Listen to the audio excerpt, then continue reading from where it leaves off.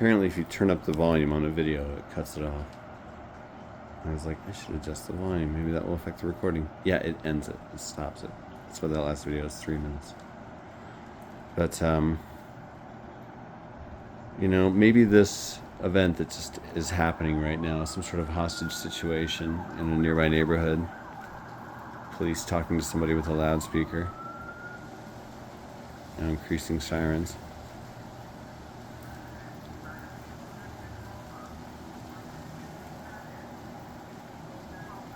Can you hear what it says?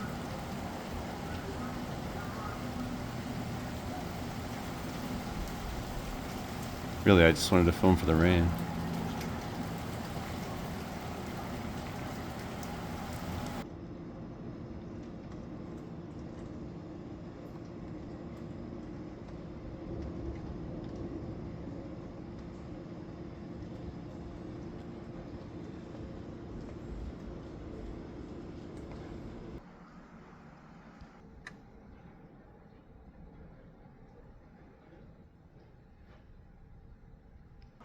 I'm gonna add that one onto the stack. The loudspeaker music continues.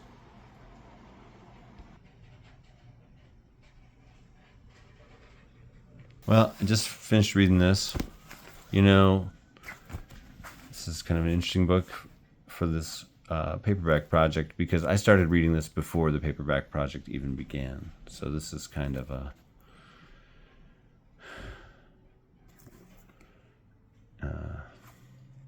this is one I've been reading for a while. I read a bunch up front and then I let it sit for a long time, and then I recently finished it, but I wasn't even halfway through the first time.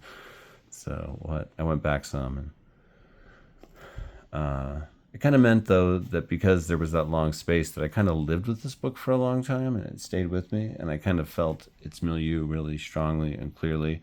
Look, Ernest Hemingway is a good writer. He just totally is. He's doing something really interesting there. He is really thinking about writing as a craft. I think he's a valuable thinker about writing. Everyone always quotes his most glib stuff, but I love his write the truest thing you know. I've generated essays with just that thought in mind and gotten out of writing scrapes. This is a very interesting book. I think you could read it on a lot of different levels, and I see why it's borne nearly a century of analysis. Though there's a lot less on JSTOR that's directly about it than I thought. Like, there's way more on JSTOR about the secret share than there is about a Farewell to Arms. What's that about? But Hemingway and this book figure into a number of the academic papers on that academic paper database. You can get 100 free articles on JSTOR for any email address. So I have 3 email addresses. It's going to hold me for a while.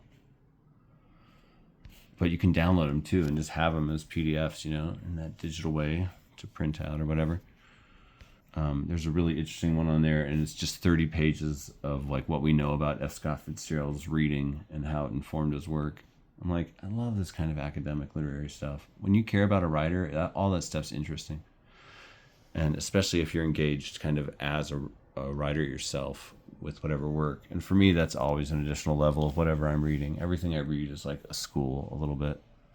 J.D. Salinger dedicated one of his books to anyone that's still, Franny and Zoe, to anyone that still, it's literally right there. I could reach it, and thought about that Mitch Hedberg joke, like how he, when I'm in my hotel room and I think of a good joke, but I have to get up and get a pen. I try to convince myself that what I thought of was not funny. My favorite Salinger. The Catcher in the Rye is great too. Don't come to my channel for someone to hate on the classics in the usual way. I find that stuff so banal and cyclical, and frankly evidence of being a very limited reader.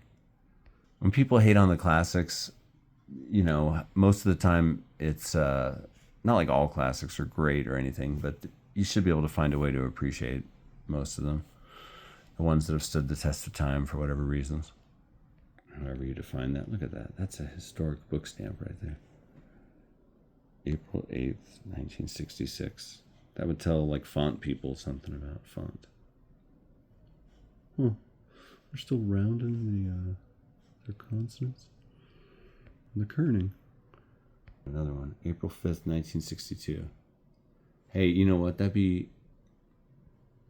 interesting. You can write a paragraph about this book. It starts with, on April 5th, 1962, librarians stamped Franny and Zoe with an ink stamp, reading April 5th, 1962.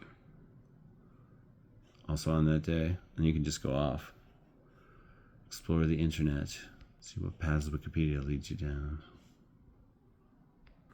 I think my daughter Sonora thinks reality is not real. I find that very interesting. She said that watching The Truman Show too young kind of messed her up. We were talking in the car, and I was like, can you think of any way that, like, that would explain, like, reality not being real, like a Truman Show or Matrix type thing? And she was like, only like 1 million.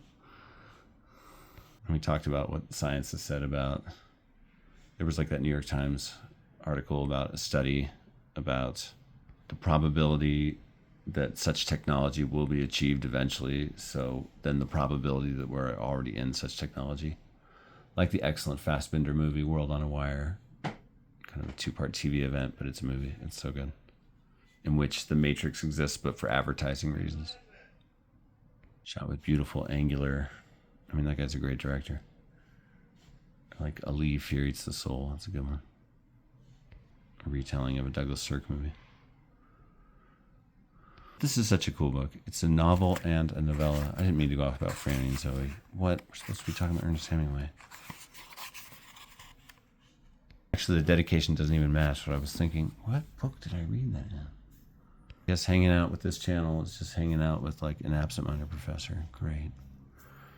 Except because of the perspective, it's like you're the professor. What? Yeah, psychologically, watching YouTube channels where it's just a voice, the faceless thing, is there some sort of psychological thing that goes on there? Like, I've got a second-person chapter in my book, but it's also secretly a collection of first-person oral histories, but they all say you, and the you is directed at me. And I edit out the personal details, like if they mention any like description of me or really specific past history, so that the reader can kind of be the you that they were talking to when they were being interviewed. But you never know if any of that's going to achieve any additional psychological effect or just be a part of the whole milieu or what. Maybe it'll help get people thinking the right way about whatever work. I'm just speaking generally about like using that kind of an idea where you put the reader in like a central position or something in the book. I guess the reader always is, but like, I'm reading this one sci-fi novel where suddenly they start talking to you and you're just a crew member on this ship. I'm like, oh, I'm a part of this. Bright Lights, Big City uses the second person so well. I love that book. But in that one, that's a very specific second person. This kid whose mom just died recently and is living in the city. Young adult. But this book has been called by some the greatest American novel to come out of World War I. I think Johnny Got His Gun is pretty good. Maybe more viscerally compelling. What are the great World War I novels? All Quiet on the Western Front, probably, but that's what, German. This book, yeah. You know what? Hemingway, he does something. I think it's cliched to say cut all adverbs, cut all extra words and stuff. You know, I think more generally about just being concise. Like, say as little as you want, but I still want to achieve a lyric voice, you know? I kind of have no use for writing that doesn't have some kind of, like, voice. I don't want it to just be all steel. That's why, like, I don't know, David Markson or even Robbie Gray, who I love. Or Dura. I'm like, this is so lean. It's like a skeleton made out of metal, you know? Late career Cormac McCarthy. Though not late career, because that last one was pretty weird. I'll finish it eventually. But, you know, Hemingway, you know, Mark Twain famously said and is widely quoted, right, as having said, the classics are the books no one wants to read, but everyone wants to have read them. I would have say I felt exactly about this before this. It seemed like Hemingway in general just seemed like kind of a cliched author to me, but like there's a lot about this that is just roman à clef. You know, and I can't believe as a younger reader in my like early 20s, I didn't really notice that about, what's that famous one? The Sun Also Rises, when I read that back in the day. Squirrel, you're so cute. But this is the story. It's kind of interesting. It kind of reminds me of like just a tragic Catch-22 a little bit, because it's a bit about apathy in the face of war. You know, I don't think a book like this would hit the same for World War II because, well, I guess Catch-22 is that, but in fact, it would be really interesting to read those two books together, honestly. If I hadn't already started something, I might go to Catch-22 after this, because I think those would be two really interesting books to discuss. They each kind of define a war in a way. None of them having the complete picture, of course. But this is about a soldier who, you know, honestly, it was unclear like what kind of soldier and everything. Like, so he was an American soldier. And again, I had a big gap in the middle of reading this. Haha, what a great review. What's up, Sweet Pea? You really are a sweet, sweet kitty. Come here. For anyone in Albuquerque, there are a few cats living underneath the barracks at the high school I've been working at. And I've been feeding and leaving water for them. And I'm sorry I had to miss the food today, but I left water for them after work. And they came out, and I can tell they're getting a little friendlier. Like, they're like showing themselves to me. They're like, you always bring us food and water. But some of them are really young, and I don't feel like they're lost causes. I would love to get them and get them out, but apparently it's really tricky to do all that with the Albuquerque public school system. And like, why can't one of these cat groups come in and have a trap, you know, and catch them, and then they'll get them taken care of and adopted out. I saw that black and white cat that was trapped in here the other day. Speaking of World War II, I went to a weird thrift store yesterday in Albuquerque, and I bought a book that I'll show. In fact, I'll save the story for when I show that book. But anyway, this guy was like, oh, you like books? And then he just starts showing me all these Nazi books and referring to Hitler as the Fuhrer. That's all he ever called him. Oh my gosh. It's a 1957 paperback, all right? But I had to tape it up. It was battered. It's fallen apart. It's so janky now. Blah. But you know what? You armor something enough and it becomes its own thing. Check this out. This book used to be owned by someone named Jennifer Merriam of Laramie, Wyoming. None of that information is current, and you should never bug people about, you know, come on. Unless I were to write like an essay or something. But I just Googled her name because I was like, how did this book from Wyoming get to Albuquerque? And I was kind of thinking about that chain of bookstores. But she was born same year as me. She's in Cheyenne and works as a high school teacher. Somebody that owned this book as a high school science teacher. That's crazy. You know, I do think about the other owners of books sometimes and the evidences they leave behind. And it's like, who are you? The all-time fave example of that in my life is Mark Groman, who wrote his name on almost every page of the copy of Rascal that my kids grew up with. Rascal by Sterling North. I tell people it's the best memoir about growing up during World War I with a pet raccoon. People are like, are there more than one?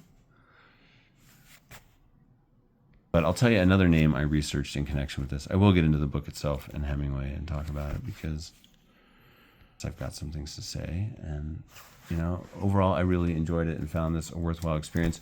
That is what I found. That I found it an experience. I think it's so detailed and full in its detail that it really captures an experience. It gives you a sense of time and place and of people. The people are kind of ciphers and stand-ins a little bit, but maybe everybody is, you know. It feels very much like the main character might be a bit of Hemingway. And there is some period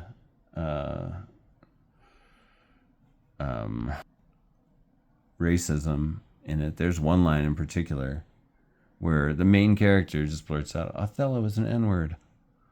As if that dismisses the whole story. And I'm like, does the author also approve this message? Or is this just showing that, you know, yeah, these soldiers are racist and even your main character has this? Like, what was Hemingway's own attitude at the time, you know? He did live in Florida, and Florida is like the secret South, especially northern Florida. Such attitudes also are pretty prevalent. Max Perkins, his editor, you know, allowed a pro-eugenics book to be published that I mean, I was just reminded of that today. I totally forgot that. I always forget the bad stuff about the people I like, and then I'm like, ugh. Anyway, Scribners. What's up, Squirrel?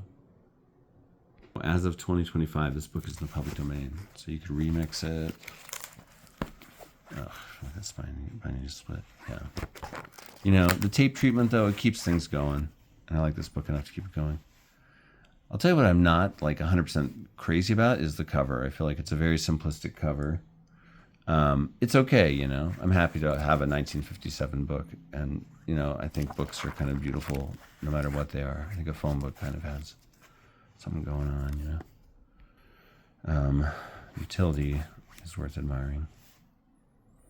But this is by a book designer named Paul Duncan. And once I started, is that his name? Paul Bacon. Ha ha ha ha ha. I didn't have to open it up, but I just had to double take. Paul Bacon. And this guy is actually kind of everywhere. This is a 1957 copy of a 1929 book. This book was kicking around for 22 years before I was born. You know, just waiting for me. It waited for me to grow up, and then it waited for me to read it. We were destined to be together, me and this book. And I guess, because here we are. But Paul Bacon, super influential. He invented this thing called the big book look. And honestly, it was the beginning of the freaking end. The idea of the big book look, he came to the world of book design from advertising, was just branding. You know, remember how nice old covers are? You know, like 1950s paperbacks or 1960s even. We don't need that crap. This guy paved the way for the thumbnail cover, the cover that reduces well to a thumbnail, which really is a huge influence on publishing now. But he was like, name, title, significant symbolic image. Then supposedly he would spend 3 weeks reading the book. Why bother, dude, when this is what your covers look like? Here's his cover for Ragtime. And while it does have a certain aesthetic, it's kind of cool. I mean, I wish it were like the smallest percentage of the sorts of covers that were out there, this kind of cover. You know, a criticism that's often put forth about minimalism, and I love some good minimalist art, is that there's not much art in the art. And on some level, that can be true, you know. If you're going to have it be this simple, you should have some interesting ideas or something going on there, some provocative something or other. Like, Paul Bacon designed the original cover of Jaws that was repainted to actually be cool, and that became the actual cover of Jaws that was later used for the movie also, which is really rare in books, you know, for the book cover to just go on and be the movie poster also. It has to be good. But his original one for the hardcover of Jaws America, because, you know, different places get different editions, was like basically that shark moving toward the woman, but it was all black and white and kind of featureless. And a criticism was that it looked like a penis with a mouth. So a painter was brought in, whose name I forget, and he painted it up much better, made it beautiful. And so maybe Paul Bacon had good ideas or design layout or something here and there, and in collaboration in particular with another artist, pretty good. And maybe he's just good in general. I mean, the fact is he did some really iconic covers, like him or not. He did the Portnoy's Complaint cover that's just yellow and has the name in a friendly font. Portnoy's Complaint, Philip Roth. Like, yeah, that's cool to have some things like that sometimes, but it shows you like what this guy was bringing, you know. It's like Eric Carle a little bit, getting into children's books from advertising. And I don't mean to just hate on Paul Bacon because, like, I don't know, maybe I like him now that I'm aware of him. But, like, to me, this is like choosing not to have a cover. What a waste. You know? And then, like, this is real kind of busy here and bunched up. Don't love it. He did works for John Cheever, too, and I don't know from the internet or the credits in this, I think it lacks credits, if he did this one. But I really suspect he did. But, this is the kind of thing that was his style. Super simplistic. Paul Bacon. And this one is okay. But again, and the silver letters pretty much match the white page. Wow, it's so minimal. Oh, the 70s. He did. Do I have a bigger copy of Catch-22? Because I don't think he did this copy directly. Oh, he did that little image. This must be him. If not, it's adapted from his. But he did this one. And that's like offensively boring to me. I don't know. It's okay, I guess. But those things are so subjective. Ugh. It's fine. It's honestly fine. It's fine. No one's credited on this one. Photographed by Naomi Savage. But he did some for Roth. It's kind of crazy how cover artists just don't get credit. He did some for Kerouac, but I don't know about this one. I kind of like that cover. He did some for Crichton. I bet he did this timeline one. I wouldn't be surprised. There's no crediting. Anyway, Paul Bacon. Book designer. Active in the 50s and 60s and 70s. He was active for a long time. I think he was active a little bit into the early 2000s even. No question he created some iconic covers that have endured as like, that's the cover for that one. Portnoy's Complaint. It is really simple. Lettering on yellow.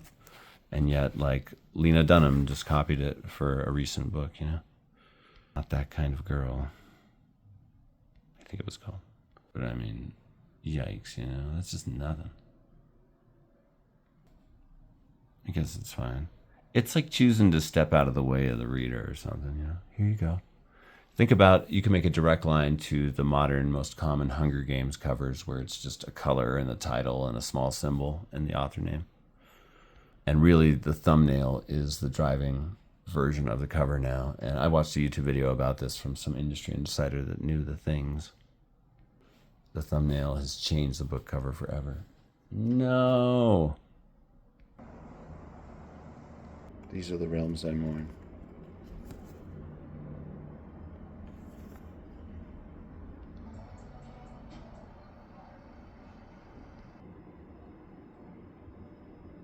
Don't judge a book by its cover. Everyone judges every book by its cover, you know?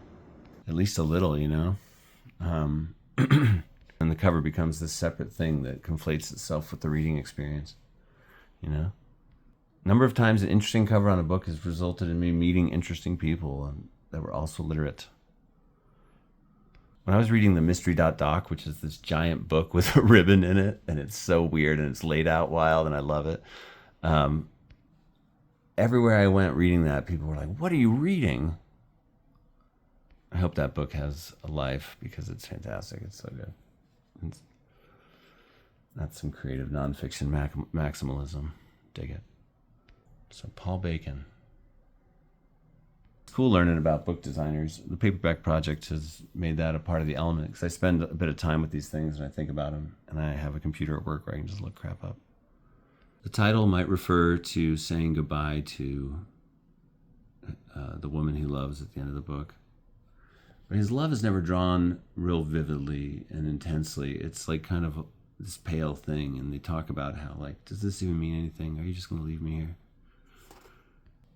There's maybe something nihilistic at it. But it's during World War I. And this guy, through kind of like a chain of events, has become a deserter. He's an American soldier, but then he's contracted to work with the Italians. But then the Italians are retreating, and the retreat is kind of like a scatter, and they're being picked off by people that don't have the orders correctly, or that have contradictory orders. And it's really easy to be considered a deserter. And at one point, he escapes from being shot by being swept down a river that he jumps into. And another time, he and his love, who are reunited, escaped to Switzerland via a lake and hours of rowing. And spoiler alert, because this book is really old and you don't need to know what happens, but it ends in tragedy. I'd like to just, I guess don't watch this video if you really care about spoilers and so on, because when you talk about the classics, sometimes you got to talk about the whole picture, and often the endings are quite meaningful, you know? And in this case, I would say it's the ending of this that makes this possibly a big parable for America and England's involvement in World War I. And Italy's, but really America's.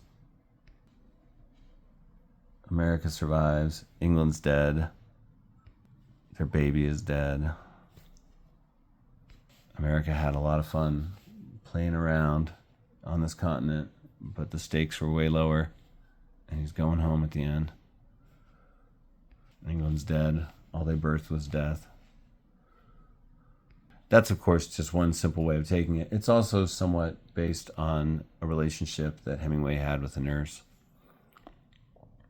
It was censored, and Hemingway was very mad about that at times. There's dashes where there would be swear words. But Hemingway worked to make sure people could discern what the swear words were from the dashes. I think he usually can. There were a number of points reading this where I was like, wow, I really can tell that Hemingway and Fitzgerald were friends and on similar wavelengths. Their writing styles, particularly in dialogue, are similar. Fitzgerald loved Hemingway as a writer, I think generally, though he always had his criticisms, everyone. And he had assigned his daughter to read it for a reading book club that they had together. That's so cool. One of his letters, he's like, now that you've finished reading A Farewell to Arms, you need to read these 10 poems, and then you will be able to guess next week's clue with no problem. That's great. Literary fella being a good dad. Probably to make up for some serious other stuff. But anyway, this book drew me in, and it's good. I've got a bit of other Hemingway, and now I'm glad. I'll read this soon in the Paperback Project, The Old Man and the Sea. I've read it probably 3 or 4 times in my life. It's very easy to read, you know. You just sit down one time, and you're like, what am I doing? Who put this book in my hands? And then hours go by, and you've read it. Oh, it's come to the attention that a number of my children's friends are following this channel. I do not know what I think about that. Good, I'll tell you about books.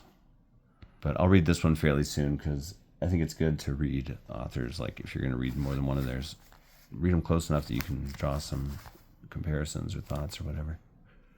You're adding to larger bodies of knowledge. This nice larger size copy too, that's cool. Perhaps I'll give it to a pal. Is Hemingway going to become one of those authors that I just follow and read and like? Maybe. I don't know. He's got a lot of nonfiction.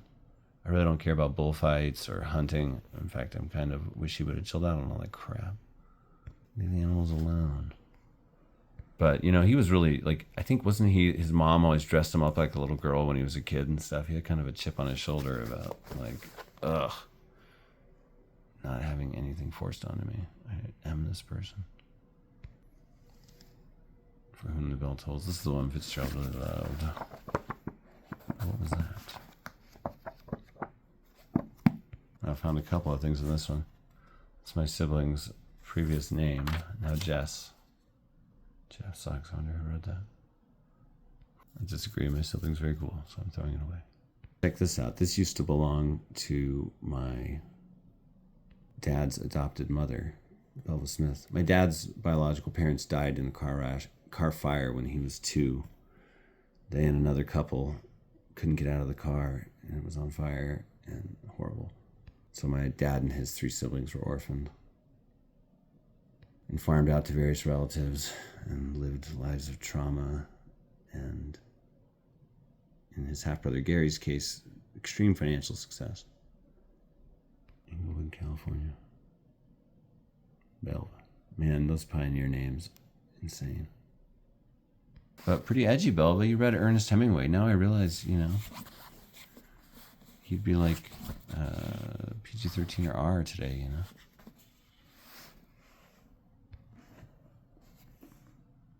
What's the deal with this one? Anyone know? Have or have not.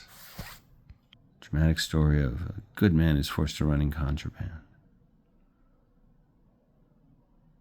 What's this junk in there? Literary high adventure at its finest.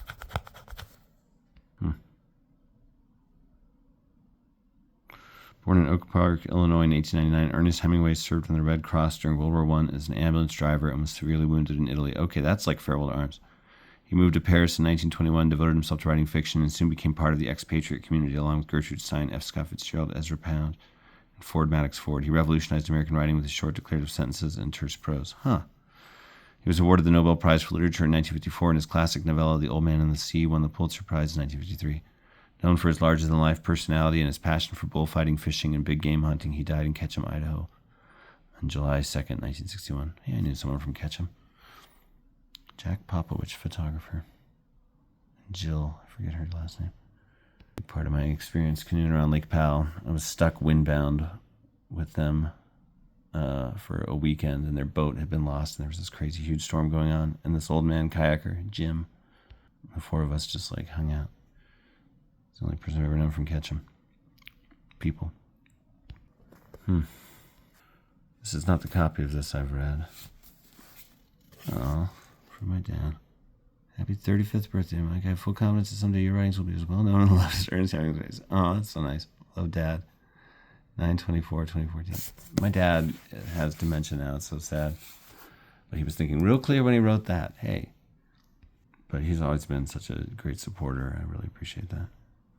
And dementia is tragic, man. It looks worse than death. Come on. At least death, like, you can go out with dignity and so on. So just going insane and not knowing anything. Supplemented with early drafts and deleted chapters. I remember when he gave this to me, which is 10 years ago. I still haven't read this copy of it, but I have read The Sun Also Rises before. And I've read The Sun Also Rises, the weird art project version of it by Rob Vitterman, where it's just all the sentences that start with I and clauses. With I, like the first person pronoun.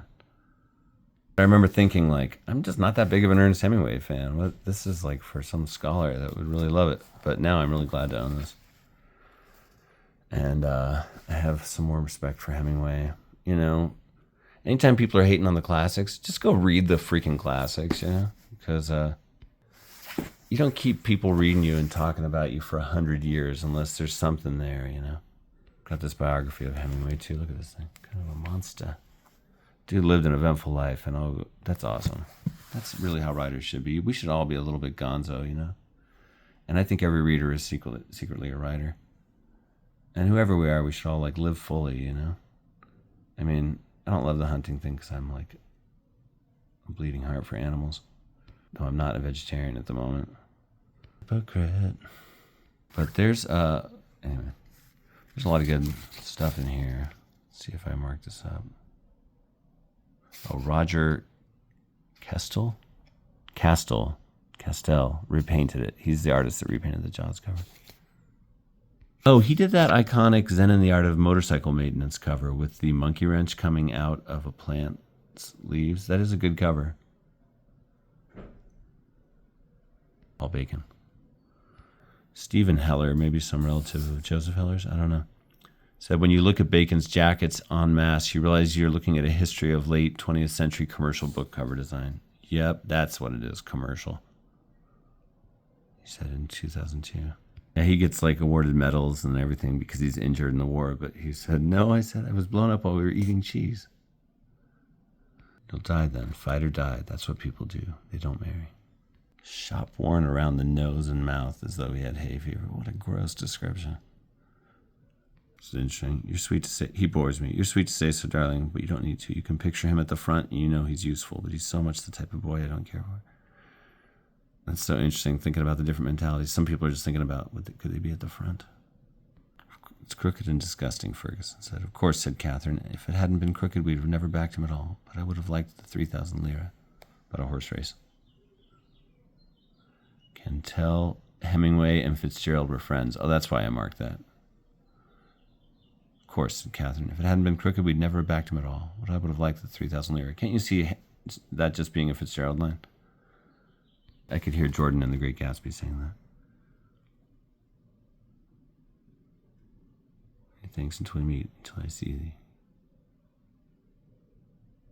He wanted me to bring him phonograph records and enclose the list. I love that. I love that kind of old school stuff.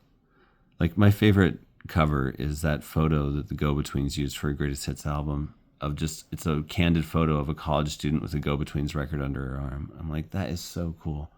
I love those like little real details that get stuck in something. Yeah, sometimes they have something to do with music and records. Nothing. I was only thinking about how small obstacles seemed that once were so big. Or, we're splendid people, Catherine said. Thinking about how Hemingway ends chapters, sometimes it starts feeling a little bit like that's how you end a chapter, huh?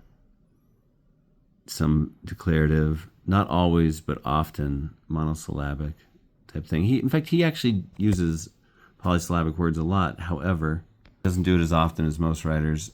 and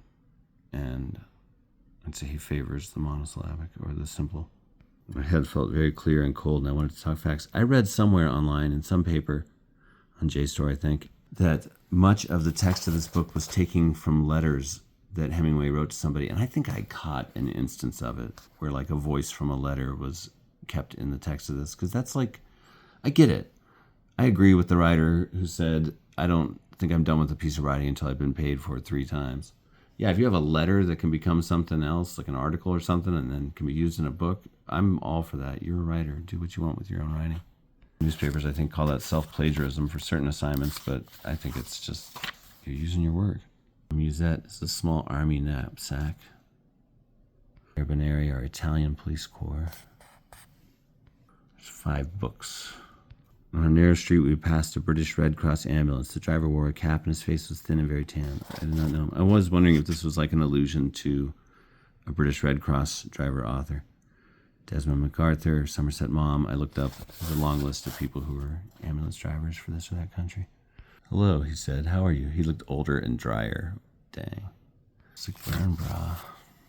Tees are like leather wrappings around a leg. Legs.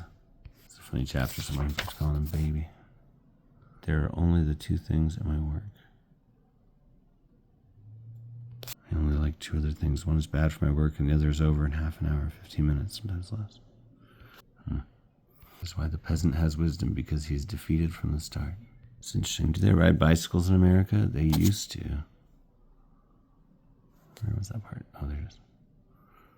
Interesting. Tells you about trends and so on. Bikes were around pretty early. Some cities had pavement happen before, for bikes, before it was for cars. As the road went uphill, they ceased talking. We walked along together, all going fast against time. Okay, the main character literally kills a guy for not following orders in a previous chapter, and I thought this was so much worse. Just they're bored and they're sitting in a barn shooting sparrows with an air rifle. Come on. Now, I realize that could be illustrating this character, and it does. Like, we're told that this character is racist. Life is cheap to him. So, yeah. And if the character represents America, I guess the America should have some of those traits. Yikes. Tin drum style. It's the institution of America. Certainly white America. I don't know anything about this kind of war. I was not made to think. I was made to eat. My God, yes. This is going to be quoted in a grocery store. I walk by a Virginia Woolf quote at this Albertsons grocery sometimes, and I'm like, that's so funny. It's about food or something. It's like, how long before she walked into the river with rocks in her pockets was this quote on the grocery store wall? But honestly, I'm glad she's a part of mainstream life still, even if it's for a food quote. Here's where he quits. It's very Yossarian, Catch-22, like, wish them all luck. There were the good ones and the brave ones and the calm ones and the sensible ones, and they deserved it. But it was not my show anymore, and I wish this bloody train would get to Mester and I would eat and stop thinking. I'd have to stop. I mean, he's a deserter. So maybe on some level, yeah, he's someone that doesn't feel the purpose of it all. Again, possibly representing America, who was reluctant to get into World War I, at least at one point. That book title, A Separate Piece, get its title from this? I had made a separate piece. Maybe it was a cliche back in the day or something. I felt damned lonely and was glad when the train got to Stresa. They're rowing across the lake. Give me a drink of water, will you? I said. That's easy, Catherine said. I wrote, not anymore, because now you'd be risking giardia and a million pollutants to drink out of a lake. I know, because I drank lake water for 6 months and got giardia, and probably had other health problems. My first marriage, and the mother of my child was a doula, and attended a lot of births, and I inherited a lot of attitudes about birth as a result. And this book ends with a birth that is also a death. Spoiler alert. Actually, 2 deaths, really. It's written. He wrote 47 alternate endings for it, supposedly. Which makes me think this is a metaphorical story, is more manifested than it is intentional, maybe. I wonder if he's written about that. Incipient hostility to his newborn son became livid fact. Whoa.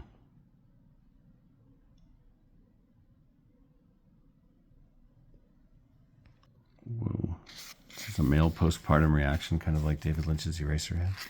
But anyway, my first wife always said that it's just statistical that a hospital birth increases the likelihood of medically complicating interventions. It's just, if you have a hammer, you want to use it, sort of thing. Have Pitocin or C-section technology or whatever else, just right there. And like a C-section is like a major surgery, actually. I mean, good to have in a pinch, right? But not something to take lightly, I guess. But what happens is they go to a hospital in this, and every like bad intervention that can happen happens. And like, if you know anything about like natural childbirth or anything, is like what a good birth could look like. Like a horrifying nightmare in this book for everybody involved, and the worst possible outcomes. In this case, the C-section is a huge mistake, and action should have been taken for the baby's well-being before. He might have been dead for a week before they came in there. There's some beautiful writing in here, and it's kind of anti-war in its way. It kind of makes war seem pointless, like pointless background noise that's just making everything suck. And, could you make the criticism of this character that he's not helping by getting out of there and not helping? But World War I is a real different creature than World War II. World War I is like, why are we doing this? Serbia. What about Serbia? Yeah, that unpopular Archduke got shot. That's not even mentioned in this. If it is, I forgot. Missed it. Again, I read this in 2 parts over several months. Most of it recently. I found the introduction good. Trying to remember it. Psych. There's no introduction. I've read a bit online about it, and apparently there's like 30 pages in here about it. I should have read that. Dang it. There is a quote in here, though, that I thought was so good. Let me find it real quick. Yes, I said it can't win a war, but it can lose one. We won't talk about losing. There's enough talk about losing. What has been done this summer cannot be done in vain. I did not say anything. I was always embarrassed by the words sacred, glorious, and sacrifice, and the expression in vain. We had heard them, sometimes standing in the rain, almost out of earshot, so that only the shouted words came through, and had read them on proclamations that were slapped up by bill posters over other proclamations now for a long time, and I had seen nothing sacred, and the things that were glorious had no glory, and the sacrifices were like the stockyards at Chicago of nothing was done with the meat except to bury it. Whoa. Evoking Upton Sinclair a little bit for me. I don't know how their times line up. There were many words that you could not stand to hear, and finally only the names of places had dignity. Certain numbers were the same way, and certain dates, and these with the names of the places were all you could say and have them mean anything. Abstract words such as glory, honor, courage, or hallow were obscene beside the concrete names of villages, the numbers of roads, the names of rivers, the numbers of regiments, and the dates. So you liked it? Yep. Yes, I did, Mr. Hemingway. Thank you very much. You wrote a good book.